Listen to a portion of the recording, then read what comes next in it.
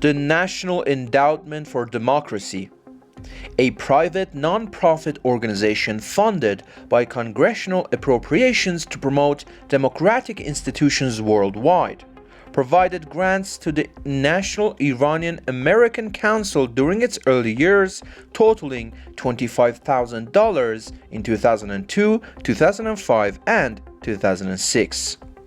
These funds were ostensibly allocated to foster cooperation between the Islamic Republic of Iran's NGOs and international civil society while enhancing the institutional capacity of NGOs related to the Islamic Republic regime.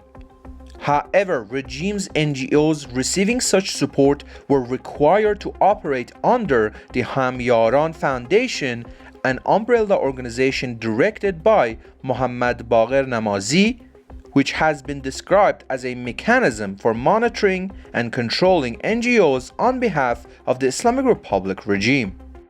This relationship raises concerns about whether United States taxpayer dollars channeled through NED indirectly benefited entities closely aligned with the Islamic Republic's government in Iran, highlighting the need for scrutiny over the ultimate beneficiaries of such funding, wrote Iranian Americans for Liberty on X.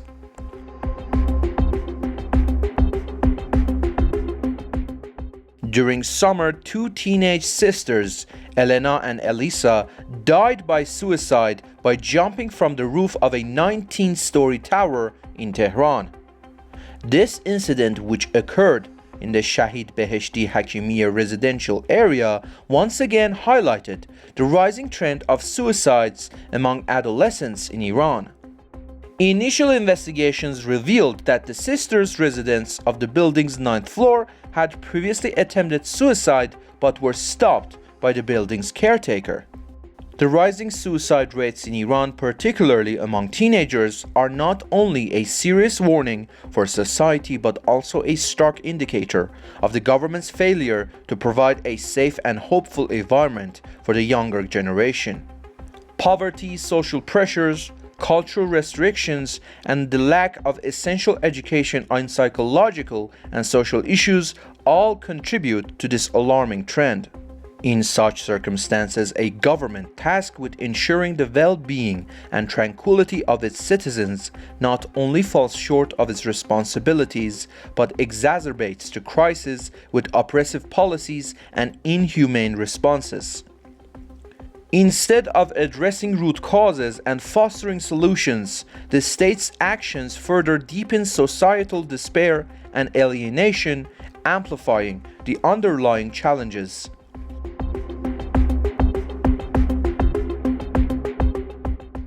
Asghar Sepehri, the brother of Fatemeh Sepehri, a pro-monarchist political prisoner, has shared an update on his sister's critical health condition and harsh prison conditions on the X platform.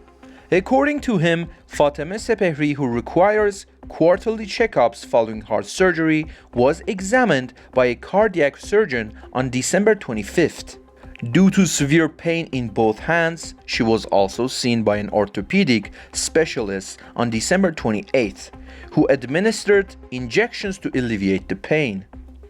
The doctor attributed the pain primarily to psychological stress and environmental pressures in prison, and prescribed 10 sessions of physiotherapy. Asghar Sepehri also highlighted the difficult conditions in Vakilabad prison, Mashhad.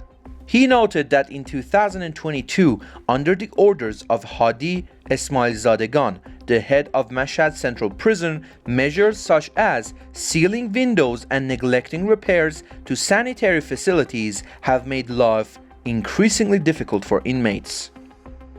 Additionally, since December 5th of this year, coinciding with the fall of Bashar al-Assad, the women's ward has been placed under stricter restrictions by order of Navid Tabatabai, the prison judge, and the prison director. This includes locking the sections and limiting outdoor time to just 2 hours a day.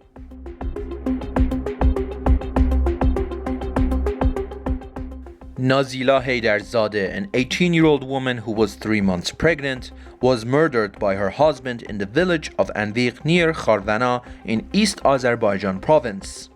Violence against women remains one of the most pressing social issues in Iran. Breaking this cycle of violence requires increasing public awareness, reforming supportive laws, and fostering community education.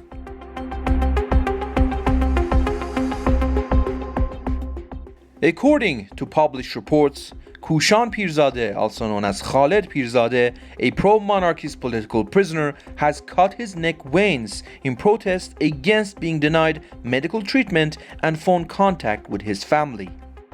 He was transferred to a medical facility where his wounds were stitched and subsequently returned to Evin prison.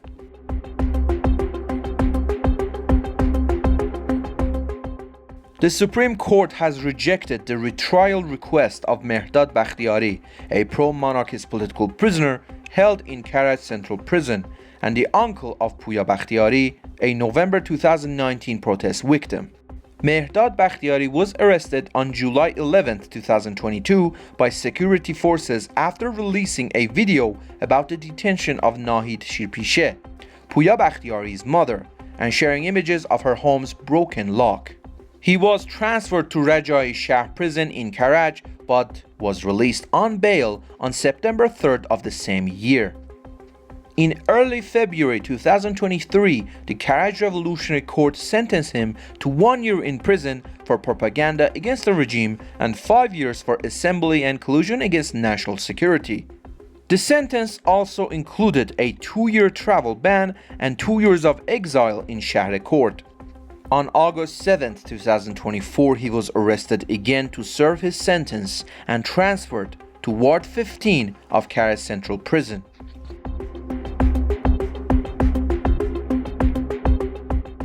Zahra Kohnekar, also known as Sepand Azar, a monarchist political prisoner held in Vakilabad prison, Mashhad, is deprived of her basic rights and kept in poor conditions.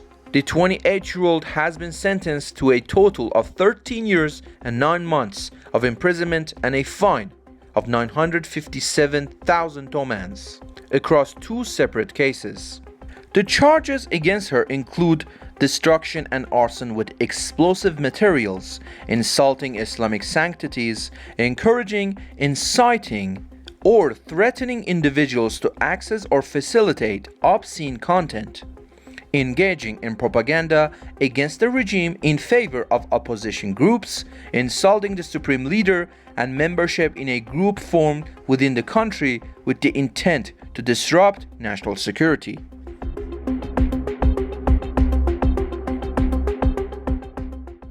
The retrial requests for Mahbubeh Rezai, Mehdi Meskin Nawaz, and Reza Mohammad Hosseini, pro-monarchist political prisoners, have been accepted by the Supreme Court of Iran. Their cases have been referred to equivalent appellate courts for reconsideration. Mahbubeh Rezai was arrested on May 22nd of last year by government forces.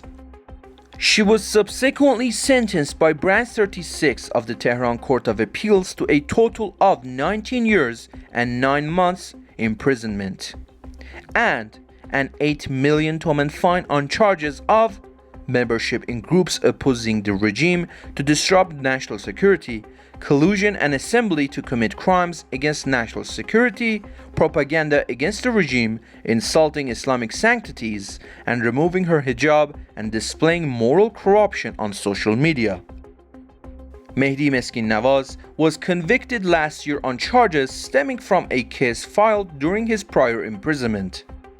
He was sentenced by Branch 26 of the Tehran Revolutionary Court to 11 years imprisonment, banishment from Tehran province and its neighboring provinces, and a 2-year ban on leaving the country for establishing a group with the intent to disrupt national security and propaganda against the regime.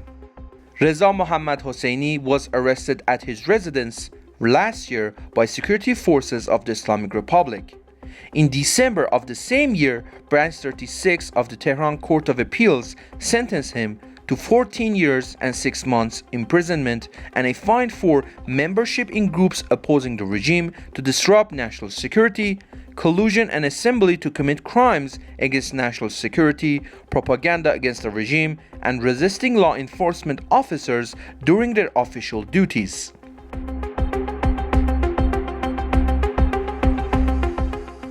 The mother of Arman Emadi, a fallen hero of Iran's 2019 national uprising, shared a photo of her son's vandalized grave and wrote, "This act can only be carried out by those who fear the voice of truth.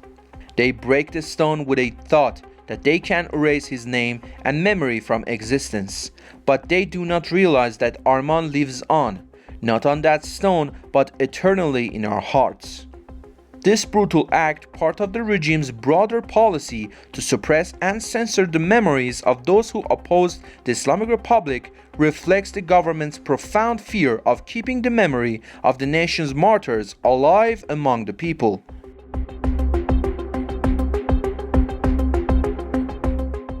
January 18th, tanker drivers at Qasr Shirin and Bashmaq border crossings in Marivan staged a strike to express their dissatisfaction with the low freight rates offered for their services and the excessively high penalties imposed for diesel fuel usage. These drivers, who play a crucial role in transporting goods and fuel across borders, highlighted the economic pressures they face due to unfair compensation and stringent regulations. Their strike has drawn attention to the challenges in the transportation sector, emphasizing the need for government intervention to address their grievances and create more equitable conditions.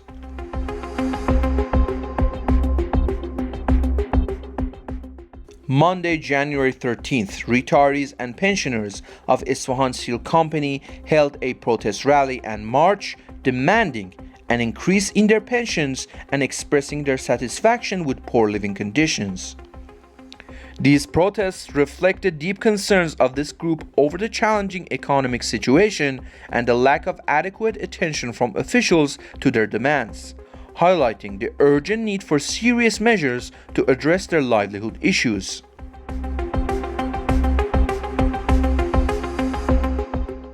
A number of retirees from the telecommunications sectors in Kermanshah, Elam, Tehran, Ahvaz, and West Azerbaijan held a protest rally on Monday, January 13th, in response to economic hardships and the unfulfilled promises of the Islamic Republic's officials.